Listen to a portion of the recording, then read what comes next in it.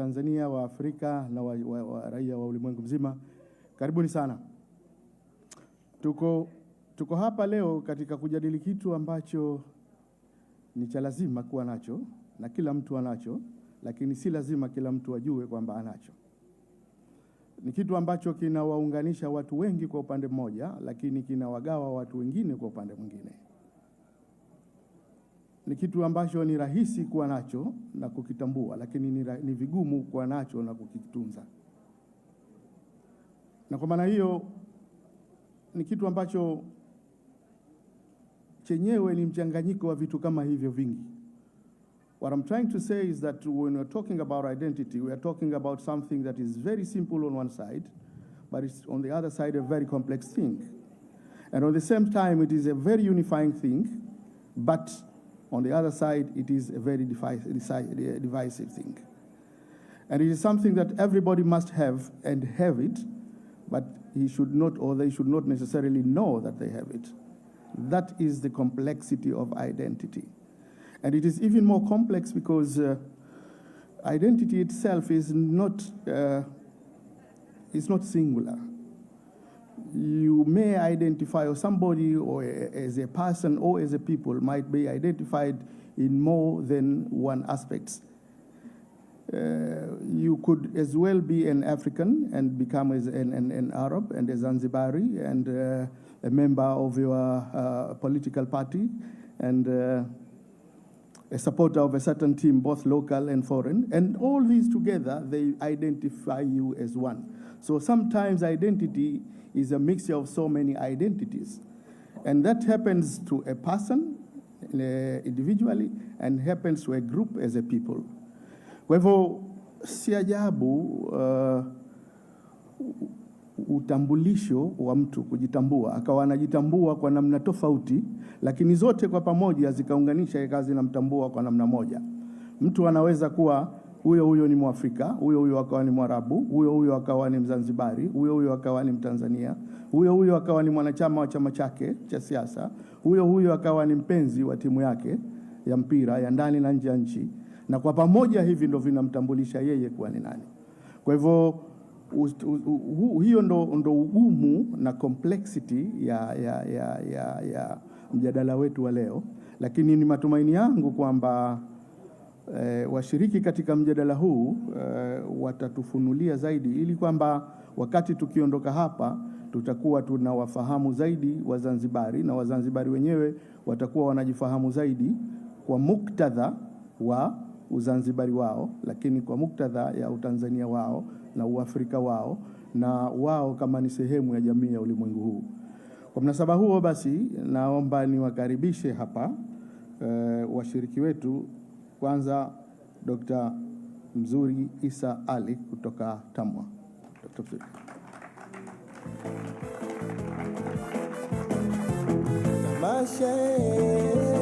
Tamasha hilo, tamasha la nchi za jahazi, tamasha hilo, tamasha la nchi za jahazi, tamasha hilo.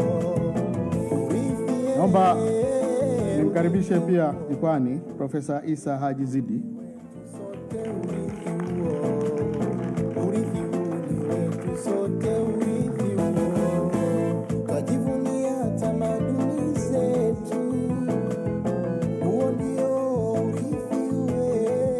Naomba nimkaribishe mwanahabari ndugu Aiman Mani. Jeshi ukarimu ndio silaha wa marashi ya karafu, upepo mwanana wa bahari.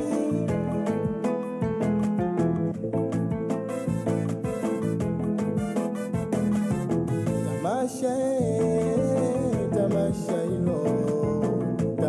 Tumeona hapa katika filamu utangulizi watu mbalimbali wakijielezea wao wanajitambuaje kama Wazanzibari, kwa kivazi, kwa chakula, kwa lugha na mengineyo.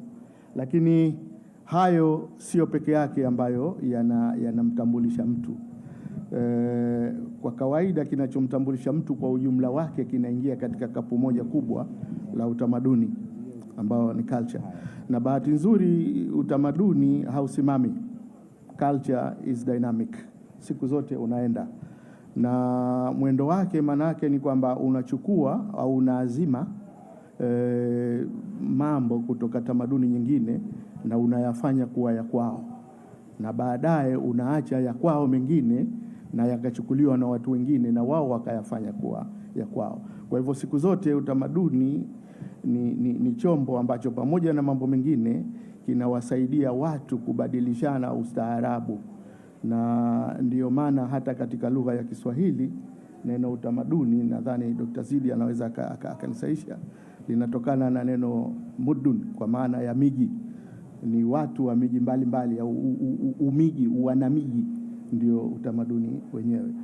Na ndio maana kwa mfano tulitolewa mfano hapa wa Zanzibari ambaye anavaa kanzu, lakini ukitizama Mzanzibari mwanamume anapokuwa amevaa rasmi anakuwa lazima avae kofia ile tunaita ya kiua, wengine wanaita ya barakashia. Ule asili yake ni hapa mwambao wa Afrika Mashariki, lakini lazima avae kanzu, lakini asili yake ni Arabuni. Lakini lazima avae koti ambao asili yake ni Ulaya, hasa Uingereza ndio ambao walituambukiza. Lakini lazima avae seruni au wenzetu wanaita msuli, ambao asili yake ni Yemen na Malaysia. Na lazima avae makubadhi, aina fulani ya sandals ambazo asili yake ni mwambao wa Afrika Mashariki. Sasa vile ambavyo vinamtambulisha Mzanzibari kwamba ni yeye, utaviona kwamba ni vitu kutoka venye asili ya tamaduni mbalimbali vimeunganishwa pamoja, ndio vikawa utamaduni mmoja na vikaja na utambulisho mmoja. Sasa hiyo ndio complexity ya utamaduni ambayo tunayo, na nisiwe mimi ndio mzungumzaji hasa, lakini nimuombe Dr. Mzuri atufungulie mjadala wetu. Dr. Mzuri, karibu.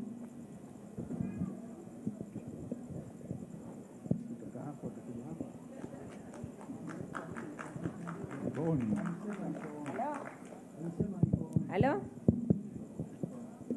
Asalamu alaykum jamani tena. Wa alaykum assalam. Niinuke au nikae tu hivi? Na mimi bila ya kupoteza muda naungana mkono kabisa na wenzangu kwamba nimefarijika sana kufika hapa leo. Na kwa haraka tu niseme kwamba mengi yameshazungumzwa kwa kweli, lakini nitakwenda tu haraka ili tuweze kupeana, na naongea kama mtu wa kawaida tu kabisa, Mzanzibari wa kawaida, sio mtaalamu wa utamaduni wala mtaalamu wa lugha. Kwa hiyo kuna mambo kadhaa kama manne ambayo naweza kusema kwamba yanaweza kutofautisha sisi wa Zanzibari na watu wengine, hata kama tulivyozungumza kwamba this is a very cosmopolitan state, yani ni nchi ambayo ina mchanganyiko wa watu wengi, lakini bado unakuta kwamba tuna tofauti kubwa sana. Na masuala hayo labda moja kwa moja ni lugha. Moja kwa moja Kiswahili chetu nadhani kinajulikana kwamba ni Kiswahili ambacho cha Zanzibar. Kuna Kiswahili cha Tanzania, cha Afrika Mashariki, cha Afrika, lakini mtu akitoka Zanzibar moja kwa moja utajua. Kwa hiyo ni Kiswahili kwa kweli ambacho kinajulikana na lafzi zake, lakini pia ni Kiswahili kizuri kwa kweli, nyororo. Na wengi huwa tunasema wenyewe kwamba watu wanaongea Kiswahili, lakini ukija Zanzibar ndo kwenye moyo hasa wa Kiswahili. Kwa hiyo kwa kweli ni lugha ambayo iko hapa Zanzibar hasa. Juzi nilikuwa naangalia program moja pale Kenya, wakawa wanazungumzia hasa uzuri wa lugha ya Kiswahili. Kwa kweli ni lugha nzuri, na wao wengi pale nakumbuka kama walipiga kura kwa wanasema lugha ya samanini sana kwa wale wageni hasa wanaotumia Kiingereza, lakini walikuwa wanalinganisha uzuri hasa kwenye kimapenzi. Kimapenzi, yani nikisema ile romantic language, which is the most romantic language between between English and Swahili. What is the most romantic language? Most of them, yeah, they say Swahili. Yeah, most of them actually, they're 95% that say Swahili. Kwa sababu wanasema it's different when you tell somebody I love you na na jinsi gani mtu anaipokea na ukimwambia nakupenda.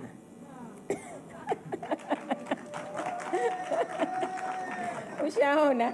Kwa hiyo kuna uzuri fulani wa Kiswahili na yale maneno yake hasa kama yanatoka hivyo. Kwa hiyo ni vitu kwa kweli tunajivunia. Matches utamaduni unabadilika na vipi, lakini kuna vitu ambavyo kama Wazanzibari lazima tujivunie na tunasherehekea.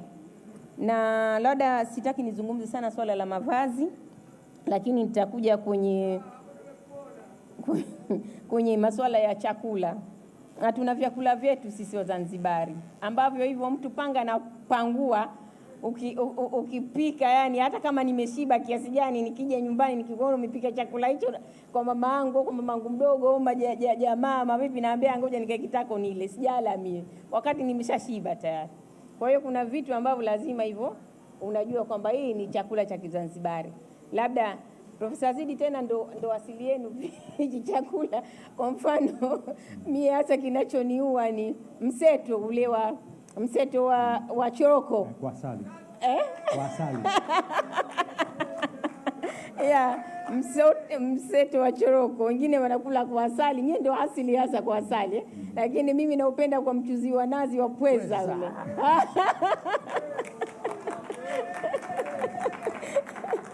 Yeah. Kwa kweli ni chakula kizuri sana na ni kitu ambacho unajua sasa kwamba hichi ni cha Kizanzibari. Hata sitaki kuzungumza urojo. Urojo pia sasa hivi unapata umaarufu uzuri of course na background yake. Lakini jambo jingine la mwisho nataka nizungumzie kuhusiana na jinsi tunavyoishi.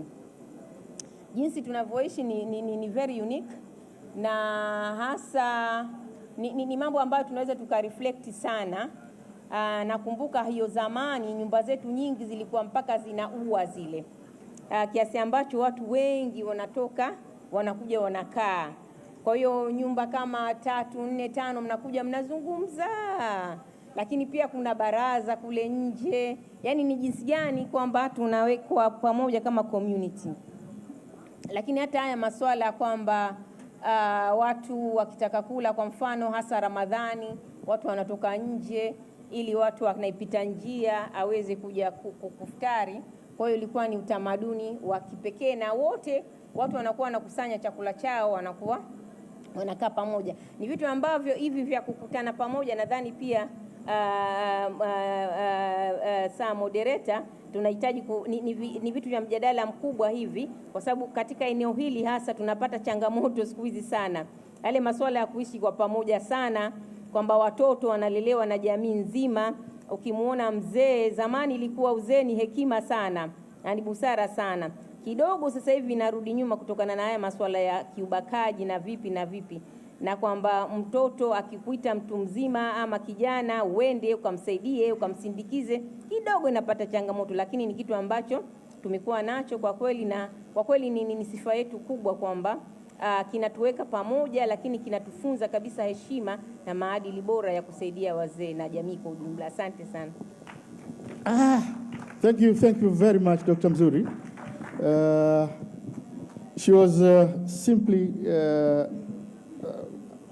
at least she thinks that some wind has been taken out of her sail from the original presentations. But again, she gave us very, very, very important highlights here. Firstly, about the language, that Swahili, the Zanzibari Swahili, she says, is a very lubricated Swahili, which is very identifiable from the rest of the Swahili. And she was quoting a discussion she had recently from Kenya media about which is more romantic language between English and Swahili. And many people responded that Swahili is more romantic. They say, I love you is less romantic than nakupenda. I don't know why, but that is what she says. But she was also talking about the food. We have specific food here that whenever a Zanzibari sees that food, then she can or they cannot resist that food. And among them is mseto, which is a Zanzibar speciality, which is a sort of rice with chickpeas combined together, and especially if it is with broth of octopus soup. So that is what she thinks identifies her most as a Zanzibari when it comes to food. Not only that, but we have the urojo mix, although now it is crossing borders, and many other styles of food. But she was also talking about the lifestyle, the communal lifestyle of the people of Zanzibar. During the month of Ramadan, people used to eat outside, and any passerby is welcome to the breakfast. But also in the Swahili houses, traditional Swahili houses, there is a rare courtyard where especially women sit there and discuss and socialize a lot of the times. And it was that style of life where the children belonged to the whole society, not only to their family. And it is now a little bit diminishing because of this abuse of women and children. But it is something that needs a serious discourse, a national discourse, because these are the values that Zanzibaris have, and that they are fading very fast. So in a nutshell, that is what she was talking about. And well, let's give her a big hand.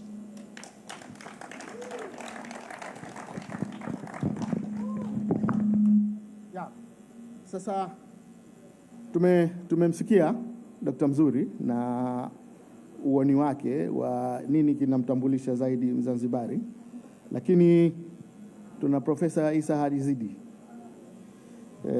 na vile vile tumsikie nini mawazo yake kuhusu Uzanzibari. Asante sana kwa kunikaribisha pia katika mjadala huu. Mimi kwanza nina mtazamo pengine tofauti kidogo, kama tunaweza tukasema kwamba Uzanzibari ni mmoja tangu Zanzibar ilipoanza hadi leo, au tunaweza tukagawa katika mapande tofauti. Kwa sababu kihistoria nazungumza mambo mawili tu. La mwanzo ambao nazungumza imesemwa hapa kwamba watu mchanganyiko wa Zanzibar, bila shaka ni kisiwa kwa watu mchanganyiko, lakini nikiangalia zamani kuna mambo ambayo yalikuwa ukiyaona unajua kwamba huyu ni Mzanzibari moja kwa moja. Kwa mfano ni issue ya harmony, tolerance na brotherhood. Yaani watu mbalimbali, dini mbalimbali wakiishi pamoja kwa kufahamiana, kwa upendo na kwa urafiki zaidi. Sasa nikija leo nikasema Mzanzibari yule yule, nahisi kama kwamba kuna mtazamo mwingine na kuna aina nyingine, ile harmony kama inapungua kiasi fulani. Ngoja nitoe mfano ya zamani. Kwa mfano katika tunaanza na religious harmony, yani dini mbalimbali zipo hapa.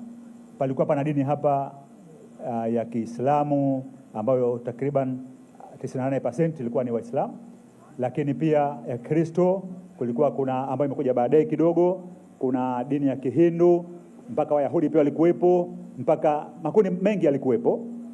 Lakini tunakuta kwamba licha kwamba ilikuwa hakuna Mkristo hata mmoja wakati wa miaka 1832, lakini akaja bwana mmoja katika mwaka 1840 akaomba kwenda kutangaza dini ya Kristo Zanzibar ambayo ilikuwa imeanzia Somalia kaskazini mpaka Sofala Msumbiji kusini. Kwa hivyo yule bwana akataka aende akatangaze dini Mombasa, ambako ilikuwa pia eneo Zanzibar kwa wakati huo. Kwa hivyo kiongozi wa Zanzibar kipindi kile akampa recommendation, akasema hivi, anamwambia gavana wake wa Mombasa, akamwambia, I am sending you Dr. Kraf. He is a man of God who wants to spread the word of God. Do everything in your power to facilitate his work. Anajua kwamba kule hakuna Mkristo, lakini akatangaza ndani ya Wakristo. Kwa hivyo hiyo ilikuwa ipo na ilikuwa ni utamaduni na ni ni moja katika Uzanzibari, kwamba hujali kwamba huyu ni mgeni, huyu wewe midamu ni mtu mwenzako, na yeye amekuja katika eneo hili, na yeye yupo hapa anasaidia hapa, kwa hivyo alikuwa anakwenda. Lakini pia lilijengwa kanisa la Mkunazini hapa likamalizika 1873. Walipokuja wakanua kipande cha ardhi kidogo, lakini kanisa lilikuwa dogo, halikutosha. Mbele yake palikuwa pana ardhi ya custom masters mmoja wa dini ya Kihindu. Yule bwana akakubali, akatoa kipande cha ardhi kwamba kanisa liongezwe ukubwa kidogo pale. Kwa maana hiyo, je, utamaduni huu au identity hii leo kwa tunavyoona iko vipi? Lakini silo tu, lakini kiongozi mmoja mkubwa wa Kiislamu akatoa saa ambayo iko kwenye mnara mpaka leo wa kanisa pale, ametoa Muislamu. Hiyo ndio utamaduni wa Zanzibar, na hiyo ndio hali Zanzibar ambavyo ilikuwa kufahamiana, kusikilizana, kwenda pamoja katika maisha yao. Lakini pia kila dini ilikuwa inahifadhi dini nyingine. Kwa mfano mjini hapa Zanzibar ilipokuwa zamani, watu walikuwa wanakaa kwa makundi. Hili eneo la Waarabu fulani, eneo la Wahindu, eneo la wanani, yani watu mbali manake, na wengine tuko ng'ambo, wanakaa ng'ambo, kitu ng'ambo. Lakini kiongozi wakati huo miaka 1840 wa Zanzibar anajua kwamba ng'ombe huyu ni ana hadhi katika Wahindu. Wakati mwingine anafika kama daraja ya ungu wakati mwingine. Kwa hivyo akawakataza Waislamu ambao kula ng'ombe ni halali yao, akawakataza Waislamu wenzake kwamba msichinje ng'ombe katika maeneo ambayo wanaishi Wahindu. Kwa hivyo hiyo nikichukua ni moja kuonyesha kwamba kuna tolerance na kuna hamu, na unafahamu kwamba mwenzangu niishi naye vipi na wapi ni katika mipaka yake. Kwa hivyo hiyo nimeona kwamba niseme, kwa sababu ni jambo ambalo nina wasiwasi kama je, kwa Uzanzibari wa sasa hivi ikoje? Tunashuhudia kwamba katika jamii moja, watu wa moja, dini moja, mna makundi mbali, manake hatufahamu kwamba tunakwenda wapi. Hakuna ile respect, hakuna kuvumiliana. Jambo la pili ambalo nataka kuzungumza linahusu habari ya Zanzibar ya zamani ambayo ilikuwa pia ina hali ya kufahamiana, hali ya identity hii ambayo mimi imenivutia sana, kwamba watu walizagaa, watu mbalimbali ambao wamejenga Zanzibar, Wazanzibari walienea maeneo yote. Kwa mfano Makunduchi kule, nakumbuka kwamba, na nimesoma katika vitabu kwamba kulikuwa kunaishi Wahindi wanafika familia 32. Leo unatafuta manake kama je, Mhindi yuko wapi? Hakuna. Kwa hivyo, na ilikuwa wanamiliki ngamia, sijui kama kuna watu wanajua kwamba Zanzibar palikuwa na ngamia, walikuwa wanamiliki ngamia za kupakia mizigo ya watu na wakaeneza katika maeneo mengine. Kwa hivyo ilikuwa kwamba popote pale unaishi, popote pale una wasiwasi kwamba upo kwenu, na hali ilikuwa ni nzuri sana. Niliwahi kuishi pia maeneo ya Ndijani, Jendele pia tulikuwa tunaishi na Makonde na nani, lakini sote ni kitu kimoja. Mimi sikujua kwamba yule pengine si Muislamu pengine. Kwa sababu gani? Ikifika siku ya Idi wanakuja, wanakula, tunakwenda kwao, tunakula, yani mpaka baadaye wewe Muislamu bwana. Kwa maana hiyo nasema kwamba labda tugawe pengine, kwa sababu leo tupo katika maisha ya leo, tunasije mambo kama hayo leo yanapatikana Zanzibar, hayapatikani Zanzibar. Lakini malizia kitu kimoja ambacho nacho kinatambulisha Zanzibar ni kwamba Zanzibar inatambulishwa pia na position yake katika dunia, sehemu ilipo Zanzibar, kwamba katika mwambao mzima kutoka kabla kuweko kwa Canal Suez Egypt kule, ilikuwa Zanzibar ni eneo kubwa ambalo lina kwa bandari. Kama mnasikia kwamba kulikuwa kuna biashara ya hariri duniani, basi ilikuwa eneo la mwisho kabisa kufika ni Zanzibar, eneo la kusini mwisho. Kwa hivyo wanakuja watu wanaisifia Zanzibar kwamba Zanzibar ilikuwaje na ilikuwaje utambulisho wake. Na malizia mwenyekiti, kitu kimoja tu ambacho nimekiandaa hapa nikisome. Mwaka 61 Sir George Morin ambaye alikuwa ni British resident wa Zanzibar aliandika hivi, anazungumzia Zanzibar ilivyokuwa. Anasema, the visitor to Zanzibar treads a path that has been worn by generations of travelers and sea adventures. Kwa Zanzibar imepitiwa na watu wengi sana tangu zamani na zamani, for many centuries. No doubt the scene has changed. Mazingira yamebadilika kidogo, and yet this description which Barton wrote. Barton aliandika naye pia kwamba Zanzibar iko katika hali gani. Anasema kwamba hii inaeleza kwamba Zanzibar ilikuwa katika hali gani. Ilikuwa na uzuri huu, ni kwamba alisema Mr. Barton, namalizia, Mr. Barton alisema hivi: as we drew nearer, tukisogea karibu ya Zanzibar, basi we found as many questions, tunapata maswala mengi sana for the pilot and Vasco da Gama of old.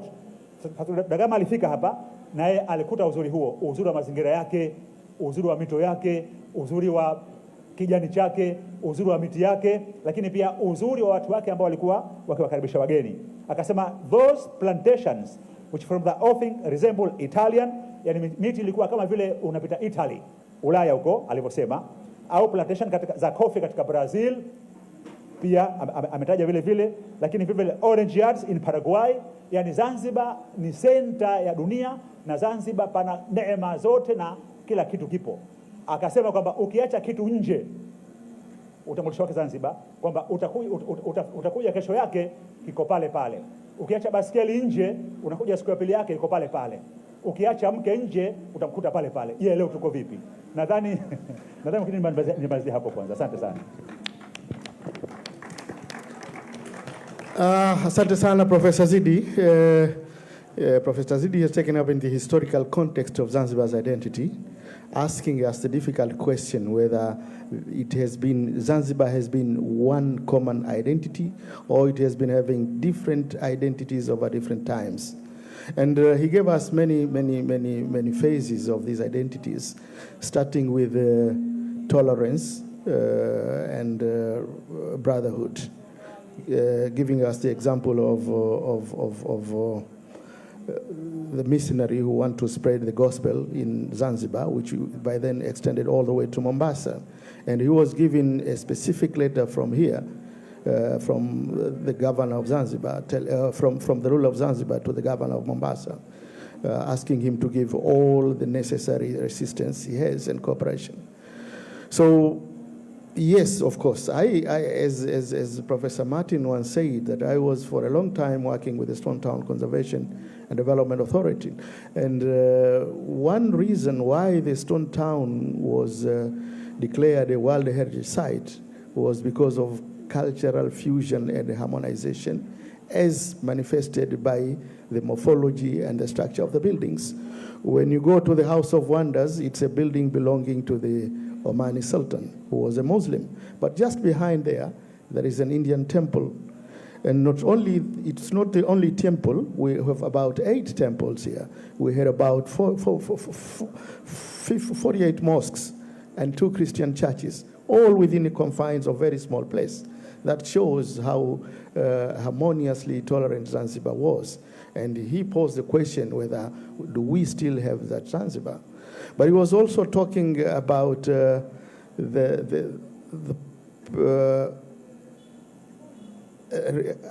cosmopolitan nature of Zanzibar up to the remotest places of Zanzibar, mentioning places like Makunduchi in the south, where there are many Indian families living there, mentioning in Jendele, where there are many Christian families from mainland, and they all mixed together, and they feasted together, doing everything together, even during the religious festival, to the extent that it was very difficult to differentiate between one and the other.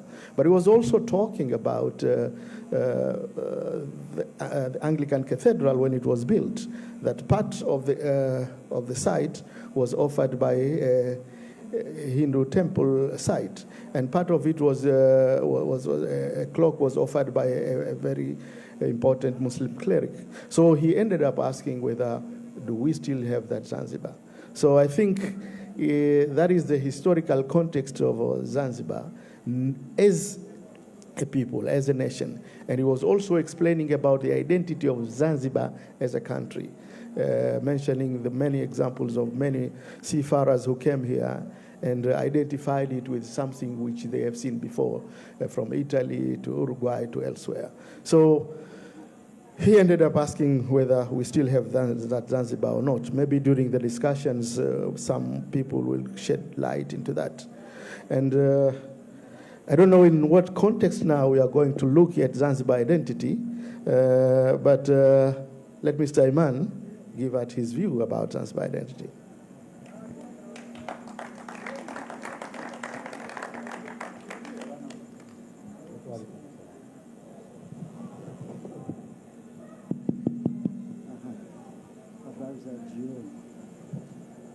Mimi nimefurahi kuko hapa leo pamoja na mimi sijatoka Zanzibar. Zanzibar ni sehemu napenda sana. Nimeshakaa Zanzibar mara nyingi, lakini nyumbani kwangu hapa Tanzania ni bara kule Dar es Salaam na Songwe. Songwe upande ya Mbeya, mkoa mpya. Baada kusikia kila kitu dada yangu, kaka yangu wameongea, mimi nimeona yote mazungumzo ni kwa Zanzibar wakati ya nyuma. Lakini Zanzibar leo inajitambua kama nini? What is the identity of Zanzibar now? We've spent a lot of time talking about how it was. And we, both of them ended up with the same question. Is it still like that now? Now, sijui kama mimi ni yule mtu kusema. Kwa sababu najisikia kama sio nafasi yangu kusema Zanzibar imekoje. Kitu mimi naweza kusema, nafikiri naweza kuchangia kwa maana ni mimi mwenyewe ni mchanganyiko. Kwa sababu nimetoka Caribbean, visiwa kingine inaitwa Dominica. Nilimaliza shule Uingereza, alafu niko Tanzania, ni Mtanzania kwa uraia, kwa kuomba uraia. Na mimi niko Tanzania tangu 86. Maana yake since 1986.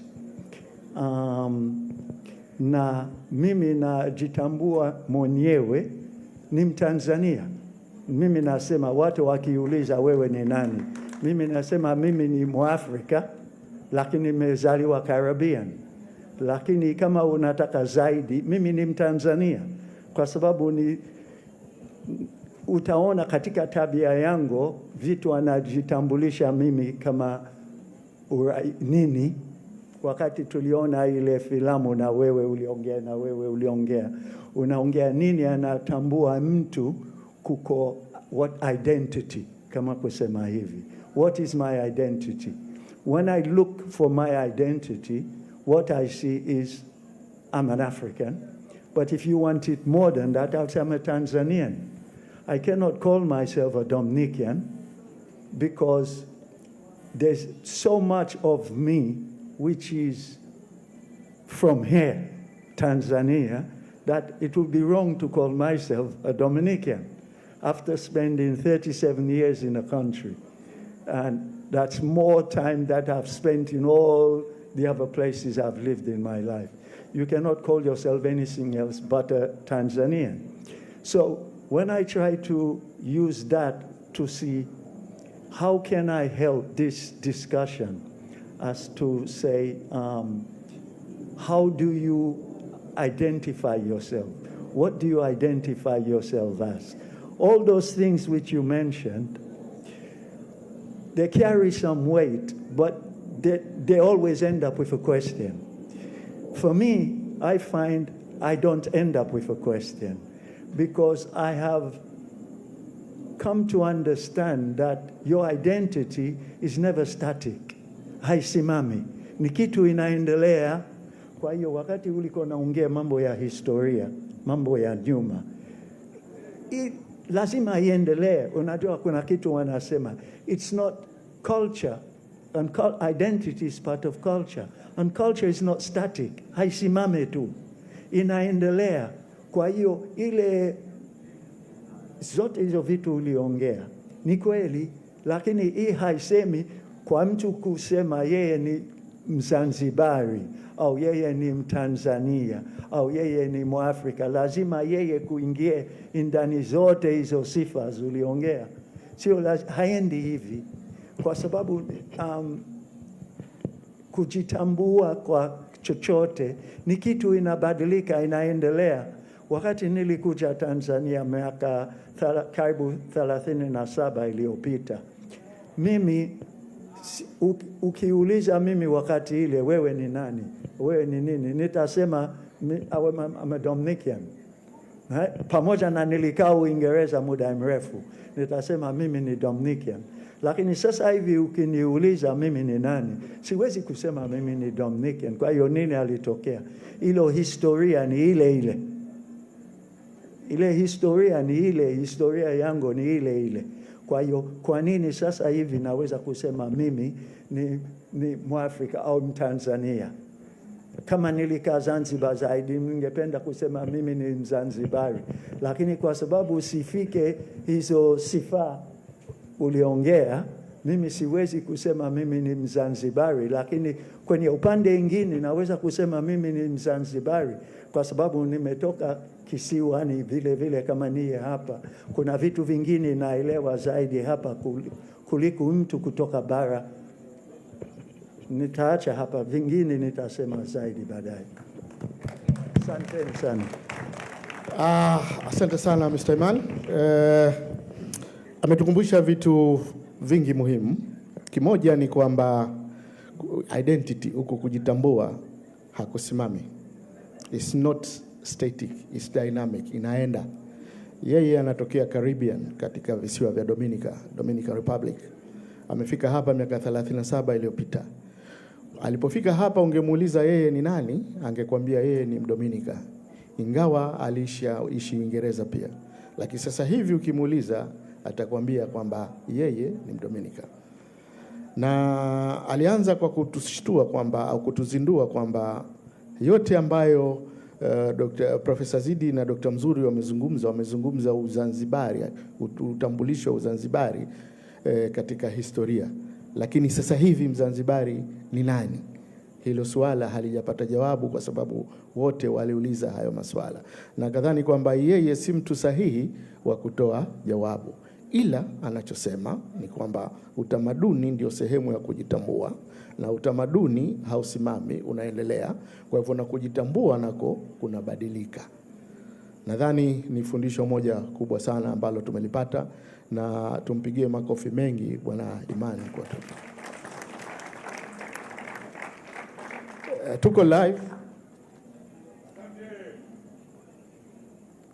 Tuko live kwenye sinema zetu channel 103, hakika ni za kwetu. Kwa hivyo walioko nje hapa wanawasiliana na sisi, wanatuona moja kwa moja kwenye mjadala huu. Sasa it has been a difficult dialogue na itaendelea kuwa ni difficult dialogue, lakini ili kupunguza uzito wa hiyo difficulty, basi nimkaribishe Bwana Mzee Juma Haji kuja hapa kututumbuiza kidogo. Bwana Mzee, karibu.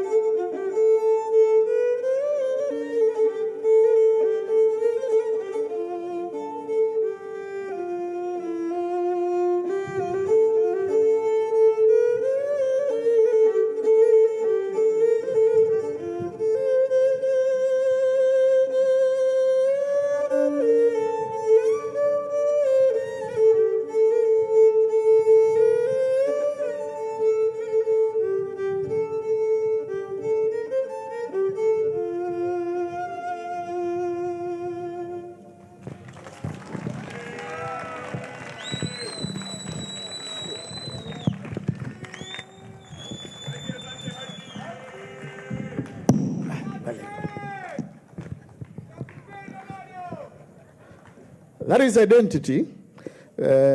Ukiusikia huo wimbo wanaojua umewakumbusha mbali. Sema salamu kanisalimie, kisha nenda ukamwambie, kisha nenda ukamwambie, yuko huku naemie, nalala nikiamka naye. That is what that song was saying. Yeah?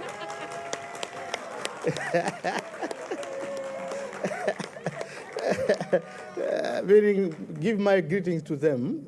Tell them that they are here with me, and tell them that I'm sleeping and waking up with him.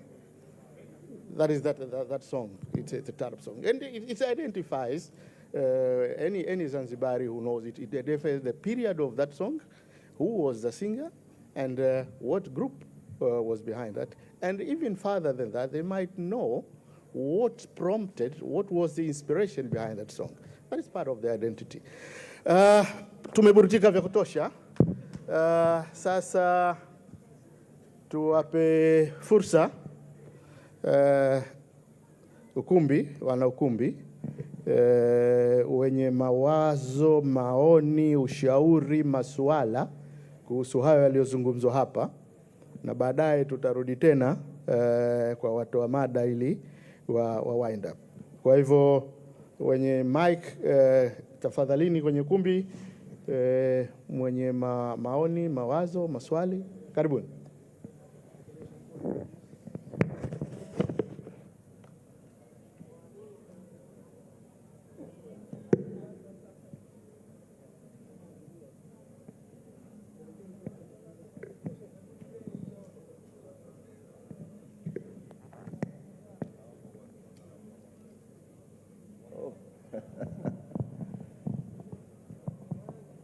Assalamu alaikum. Langu mimi sio swala, langu ni ombi kwamba mara kwa mara tumekuwa na swala hili la Mzanzibari ni nani, na mara kwa mara tumekuwa tunashindwa kulijibu kwa uhakika, kwa sababu kama alivyosema ndugu Imani, kuna swala la kuangalia sana huku nyuma. Kwa hiyo ule unyuma wetu saa nyingine unatupa shida ya kuweza kujijua vizuri sisi ni nani. Kwa hiyo tunakuwa tunabaki kuangalia nyuma. Lakini ukiona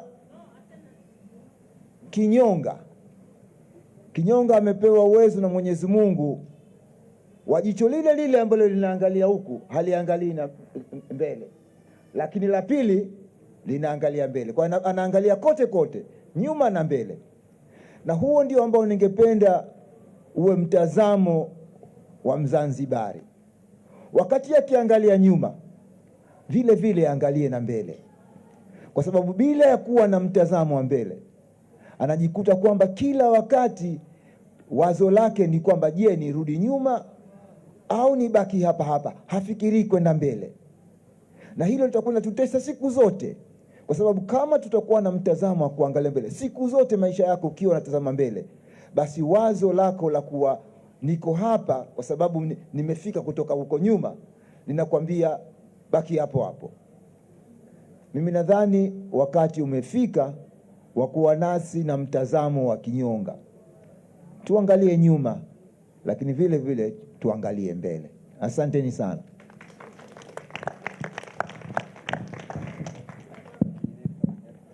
Assalamu alaikum, mabibi na mabwana. Hili ni jambo kubwa ukilinganisha na ugumu wake ambao unaongelewa, kwa sababu Mzanzibari ameweza kujitambua kama Mzanzibari kutokana na uasili wake. Lakini kwa wachangiaji wote waliopita pale juu wameweza kugusia vitu fulani ama ni namna fulani. Wamesema kwamba vyakula, mavazi, lakini utamaduni kwa ujumla. Nikirudi nyuma na kiangalia kitu ambacho kinamtambulisha Mzanzibari ama ni Mzanzibari mwenyewe kwa kupitia suala la tunasema na kusudia kusema ile hali ya ukarimu. Wazanzibari ni wakarimu, na mzee wetu pale mbele alisema kwamba unaweza ukaacha kitu nje ama ukakutana na mtu akaweza kukuelekeza vizuri. Na ndio maana hata waimbaji wakaimba kwamba Zanzibar ni njema, atakaye ni aje. Na kuna wengine wakasema kwamba hakuna matata, is okay, Zanzibar iko hivyo. Lakini kwa upande wa sasa hivi Zanzibar ina muonekano mwingine zaidi. Kwenye suala la mazingira imekuwa inamata sana kuifahamu Zanzibar ni ipi. Kwa hiyo mazingira pia yanaingia kwenye Mzanzibari ni nani au Mzanzibari anajielewa vipi. Kwa upande wa zamani tulikuwa tuna sehemu tofauti, lakini kwa sasa hivi mtalii mwingi ama mtu yote anayetoka nje ya Zanzibar atapenda kuona sana hapa Forodhani, na atakuja ataiangalia sehemu ambayo ama atatafuta au ataulizia ni ipi ile sehemu ambayo vijana wanapiga makachu. Kwa hiyo kwa upande mwingine pia kwa mantiki ya sasa hivi, kwa sababu mzee wa Dominic pale alisema kwamba Zanzibar sasa hivi ni ipi, yaani kwa muda huu ni haya mazingira ambayo pia yanamtambulisha Mzanzibari au yanamueleza Mzanzibari. Kwa hiyo sehemu ile wameweza kuitumia na imekuwa kivutio kikubwa sana cha watu wengine kuelewa kwamba Zanzibar ni ipi. Asanteni kwa kunisikiliza.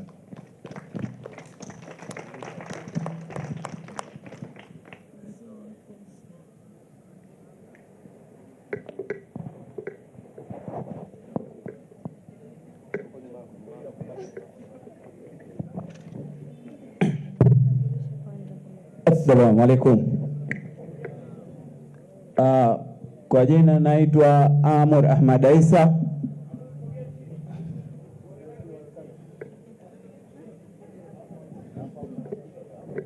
Kwa jina naitwa Amur Ahmad Isa.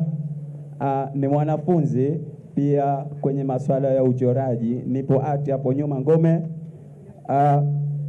Kikubwa ilikuwa nahitaji kuzungumzia vitu viwili ama vitatu, na nashukuru kuipata nafasi hii. Nadhani baba yetu ambaye Karume ameyazungumza mengi, lakini katika kitu ambacho ilikuwa hata redioni nikimsikia na kinasa sana ni kitu amani. Hakuna kitu muhimu duniani kama amani. Kama sote tutapendana na tutadumisha amani, natumai mengi tutayatimiza na mengi yatafikiwa pale ambapo panatakikana. Pia sina la zaidi sana isipokuwa tu malezi. Ili tutimize hivyo vyote ambavyo tunavihitaji, basi kama tutaangalia pia pale mtoto anapoanza kuwa, hususan ni maeneo ya kusomea pia na ya kuchezea. Kiukweli mtoto kama maeneo ya kusomea, mavazi yanayovishwa ni ya Kizanzibari pia anaswihi, nadhani tutafikia lengo. Kwa sababu kama mavazi ni sahihi, basi natumai hata heshima yake tabaki kwa pale pale, na ataona kwamba wane hivi ninavyovaa tu basi hata wazee wangu wako sasa na mimi. Kiukweli ni vitu vili muhimu vya kuzingatia, mavazi pamoja na amani. Nashukuru sana.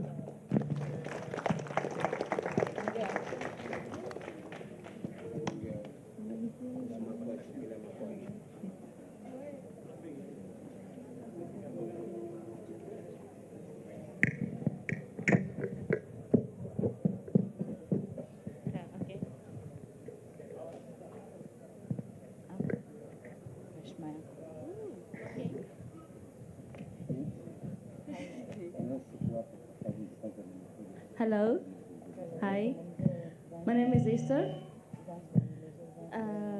I'm from Arusha. Well, thanks very much. This festival has been a great thing. Like, my little brother is the one who brought me here, Lorente. I've never been here before, but I've been wishing to be here and all that, and it's lovely. I'm glad that I'm here.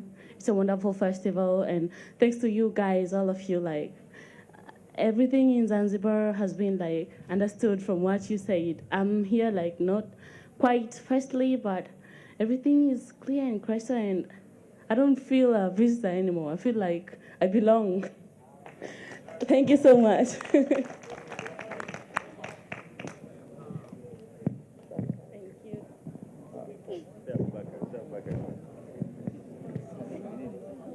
What the topic is.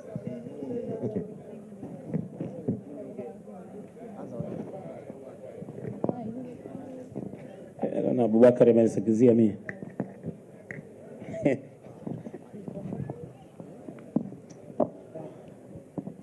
Habari za jioni.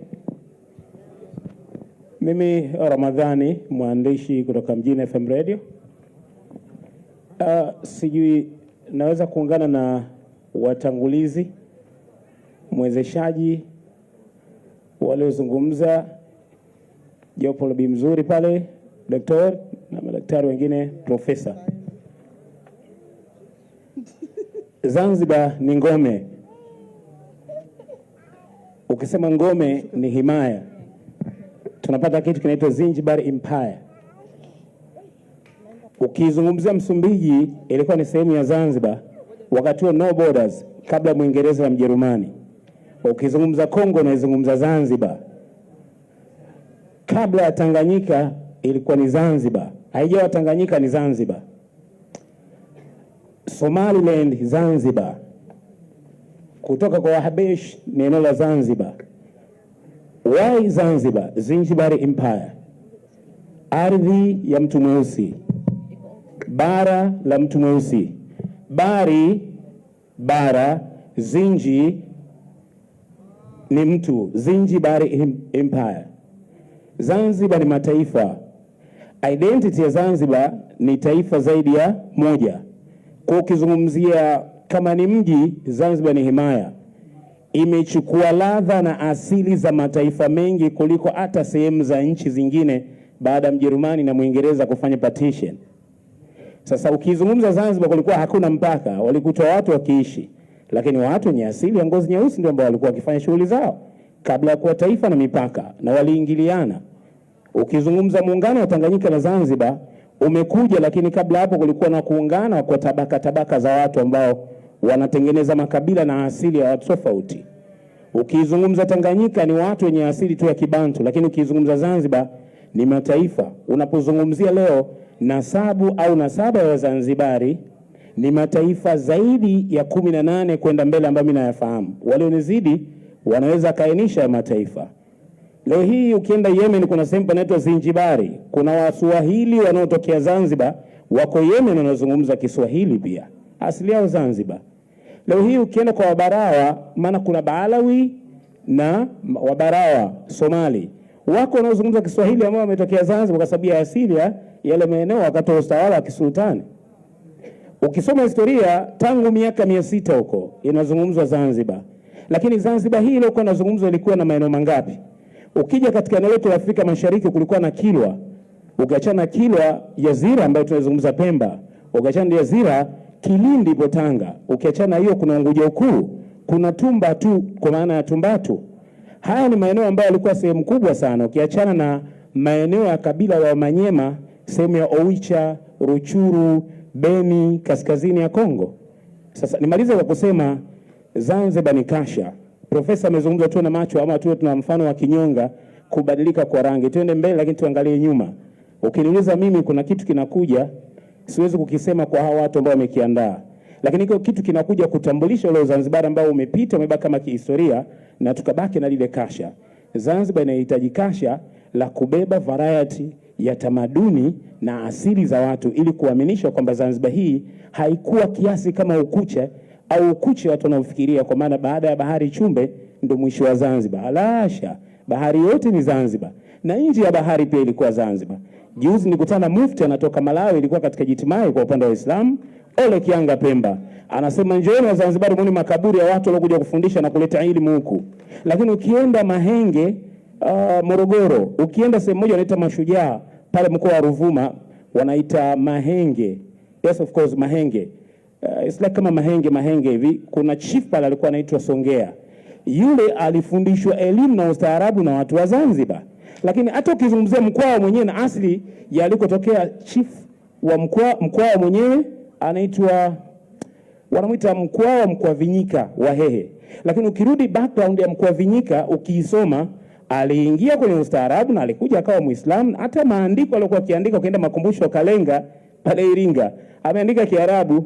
Wao Kiarabu kabla hapo na Wajerumani walikuja vita mwaka 1905 mpaka 1907 kwa miaka miwili. The same ukitoka vita ya Majimaji Kinjeketile Ngwale mpaka wanakuja Kilwa. Wale waliita ile vita ya Majimaji na baadaye wakawa wanatumia Kiarabu katika mawasiliano.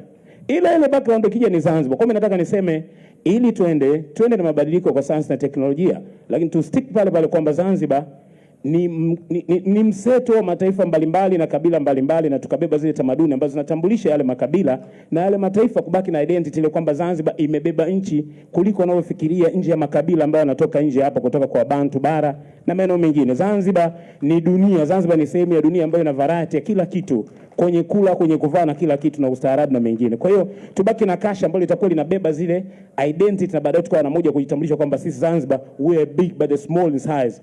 We are big in area. Sasa hii nafikiri itakuwa inawatambulisha watu kwamba Zanzibar ni sehemu ya dunia na walipita wengi na tamaduni za dunia ziko Zanzibar. Unachokuta Zanzibar ni exclusive, huwezi kukuta popote, kwenye ulaji, kwenye uvaaji, hata ukarimu. Naomba niishie hapo.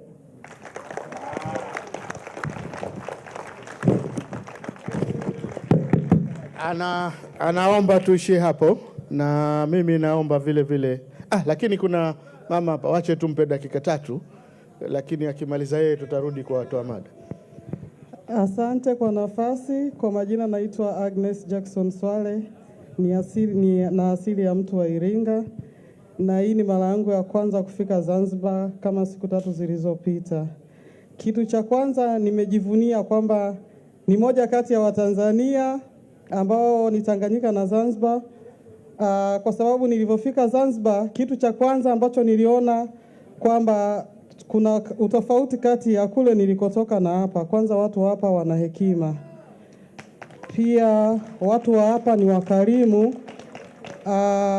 Kwa maeneo mengi ambayo nimetembea na nchi nyingine Afrika, sio rahisi kutembea ukiwa free, umeshika simu mkononi unatembea.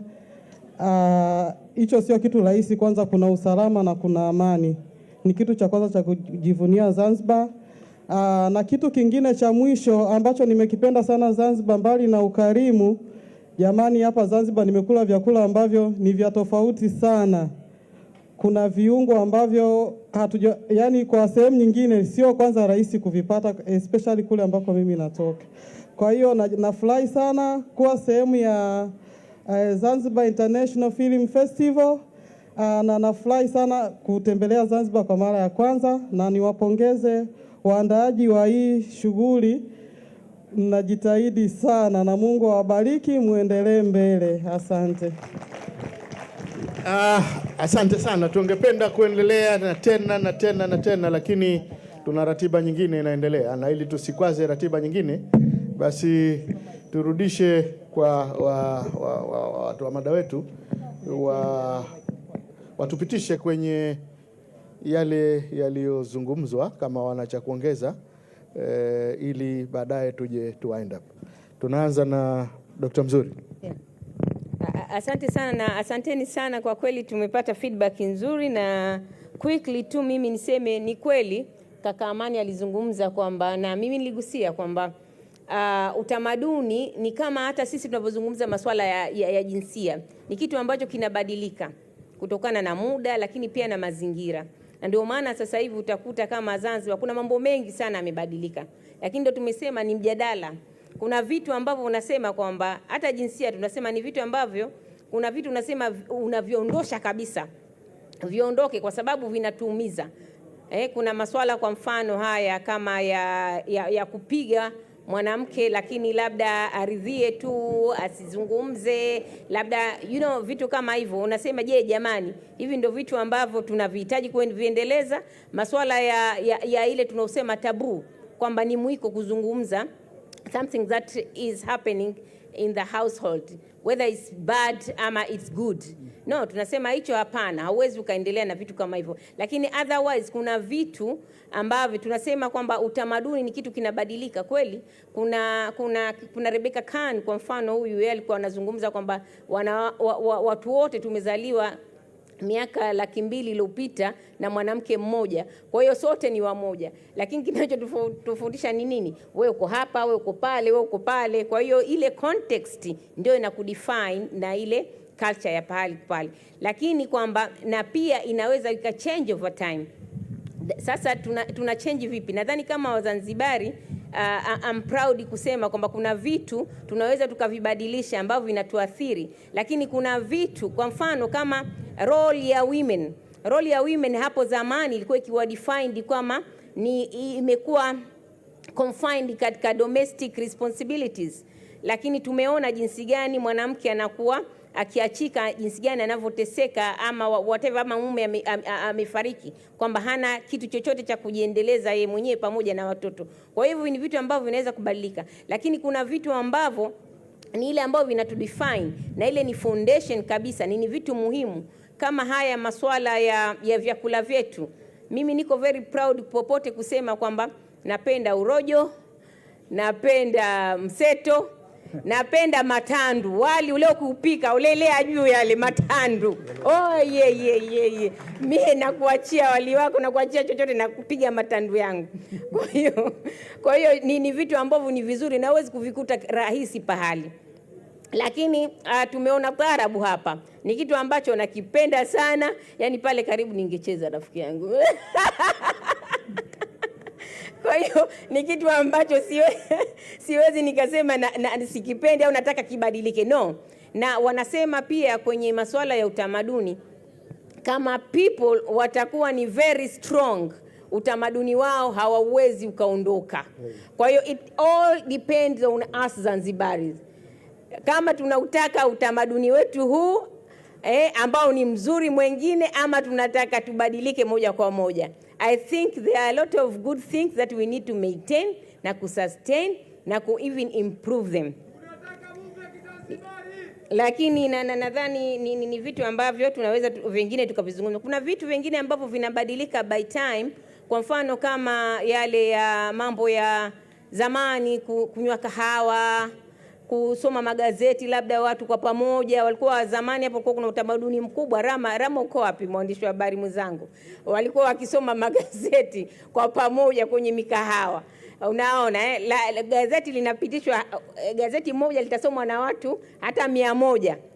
Lakini kila mtu, watu wa Zanzibari walikuwa na utamaduni mkubwa wa kupata taarifa. Kila mtu asubuhi anataka anasema jamani kumetokea nini kwenye magazeti. Na kulikuwa kuna magazeti mengi tofauti hata na sasa. Kwa hiyo ulikuwa ni utamaduni mzuri wa kusoma. Lakini pengine kutokana na haya maradhi yanokuja, je, ule utamaduni wa kupasiana magazeti, nadhani ndio hivyo vitu ambavyo labda kupasiana sana ni tatizo, lakini ile kuwa na taarifa basi ni kitu vizuri. Kwa hiyo mimi nadhani madiscussions siku zote ndio wanaleta maendeleo ya kila kitu, na hii utamaduni pia tuendelee kujadili, lakini tuna changamoto, lakini kuna vitu ambavyo ni vizuri sana tunahitaji kuvienzi na kuweza kuvipromote kama huu mji mkongwe wetu ambao tunauenzi. Asanteni sana. Kuna vitu muhimu sana ambavyo tunahitaji kuvienzi na kuvipromote. Professor Zidi. Asante sana.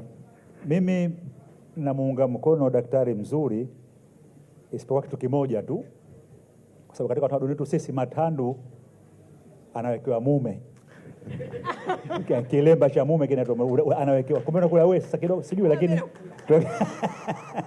sasa mimi nasema kwamba na yote alizungumzwa hapa ni ya manufaa sana. Hata hoja za rafiki yangu hapa ni hoja za msingi kabisa, pamoja na nyingine ambazo tumetolewa huko katika hadhira.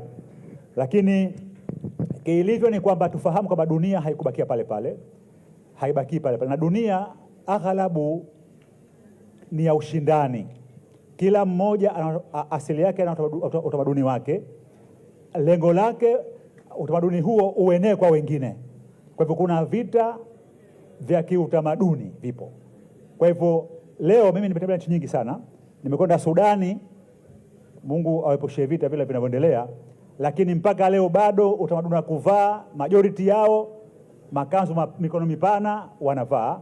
Ukienda Nigeria na nchi nyingine Afrika Magharibi bado utamaduni ule upo, haujageuka. Wanavaa pia nyingi, lakini utamaduni wao wanaubakisha. Kwa hivyo na sisi utamaduni wa amani umetajwa hapa, wa masikilizano umetajwa hapa zamani, lakini tukauliza hivi, je, leo upo utamaduni huo? Mfano katika dini, siku hizi makundi yamekuwa mengi sana katika dini moja, makundi tele tu yanaumizana tu. Ule si utamaduni wetu, umeingizwa na mambo ya kigeni, pengine kwa sababu ya fedha, ili watu wapate kundi duniani. Kwa hivyo anasambaza utamaduni wake ambao Zanzibar haukuwepo zamani. Kwa hivyo sisemi kama ubakie vile vile, lakini kuna ya msingi inabidi lazima yabakie kama yalivyo. Hahitaji ni utambulisho wetu. Tukikubali kubadilisha, ina maana wenyewe itakuwa hatuna identity kabisa, itakuwa tumo katika dunia tu kwamba nasie kama watu wengine. Kwa hivyo lazima kuna baadhi ya mambo tuyabakishe. Kama tunaanza kubakisha uvaaji wetu, kuna nchi zina nguo zake maalum za kitaifa, sisi tunazo hatuna. Kwa hivyo mambo yote hayo ni ya msingi sana. Tuangalie kipi tuchukue cha wenzetu na kipi tukibakishe. Hata kama panakuja labda pengine mambo hayo ambayo daktari amezungumza, labda teknolojia mpya za kisasa, tuchukue zipi ambazo zitafaa kuwarithisha vijana wetu? Tuchukue kila kitu ambacho kipo, au tutumie teknolojia kukuza na sio utamaduni wetu vile vile? Nadhani tuangalie hayo, ndio ambayo pahala ambapo ni pazuri zaidi. Nadhani tusichukue kila kitu, lakini tusiache kila kitu. Yale ambayo yanafaa tuchukue, baada ya kupima kwa utamaduni wetu, na yale ambayo hayafai basi tuachie wenyewe. Asante sana. Asante sana. tuwe tuna chujio, utamaduni wetu uwe ni sieve. Kile ambacho tunaona ni valuable tukibakishe, kile ambacho tunaona hakiendani na value zetu tukiachie kipotelee mbali. Bwana Imani. Asanteni tena.